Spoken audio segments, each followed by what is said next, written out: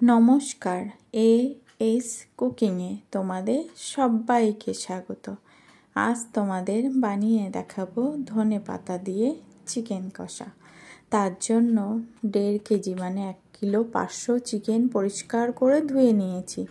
এবার সর্ষের তেল চাপিয়ে অল্প চিনি ফোড়ন দিলাম আর দিলাম গোটা গরম মশলা ফোড়নটার মিষ্টি গন্ধ বার হলে আমি 1 কিলো 500 চিকেনের জন্য নিয়েছি 4 পিস পেঁয়াজ কুচি। পেঁয়াজটা বেশ লালচে করে ভেজে নেব। আর নিয়েছি 2 রসুন। চিকেনে সবসময় পেঁয়াজ বেশি আর রসুনটা কম দিলে ভালো লাগে। পেঁয়াজটা লালচে করে ভাজা হয়ে গেলে থেতো করা রসুনগুলো দিয়ে দিলাম। এবার রসুনটাও কাঁচা গন্ধ ছেড়ে গেছে, ভাজা ভাজা হয়ে গেছে। পরিমাণ মতো লবণ আর হলুদ দিলাম, আর 1/2 চা চামচ মতো ধনিয়া গুঁড়ো দেব, আর 1/2 চা চামচের একটু কম জিরের গুঁড়ো, আর মরিচের গুঁড়ো দেব 1/3 চা চামচের, আর দেব ঝাল লঙ্কার গুঁড়ো 1 চা চামচ মতো। যে যেমন ঝাল খাও সেই বুঝে দেবে। দিয়ে একটু জল দেব। জল দিয়ে মশলাটা সুন্দর করে কষিয়ে নেব। জল দিলে মশলা কষানো খুব সুন্দর হয়, পুড়ে যাওয়ার ভয় থাকে না, আর বেশ বাটা মশলার স্বাদটা আসে। জলের সাথে মশলাটা বেশ সুন্দর করে মিশে গিয়ে জলটা টেনে নিয়ে তেলটা ছেড়ে দিয়েছে, মশলার কাঁচা গন্ধ ছেড়ে গেছে। ধুয়ে রাখা সেই চিকেনটা দিয়ে দেব। দিয়ে সুন্দর করে মিশিয়ে নেব।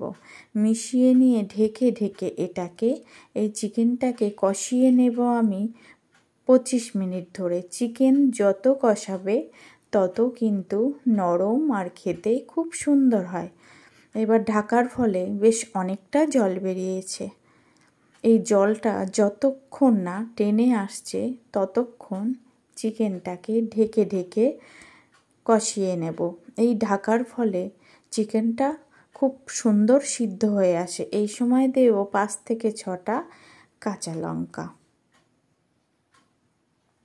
আর দেব 2 থেকে 3 চা চামচ মতো সস। এটা দিয়ে আবার ভালো করে মিশিয়ে এটাকে কষিয়ে নেব।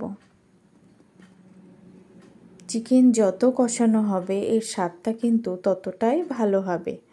কষানোর থেকে যখন তেলটা ছেড়ে দেবে বুঝবে কষানো আমার রেডি। তেলটা পুরোপুরি ছেড়ে দিয়েছে। এবার ফুটন্ত গরম জল দেব চিকেনে পরিমাণ মতো।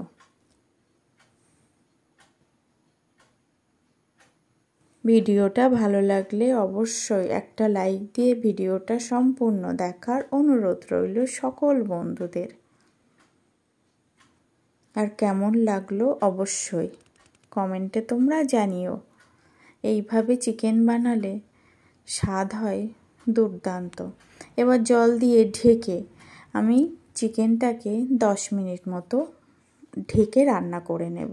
তারপরে লবণ ঝাল চেখে নিয়ে সব শেষে 1/2 চা চামচ গরম মশলার গুঁড়ো আর 1 মুঠো ধনিয়া পাতা কুচি দিলাম।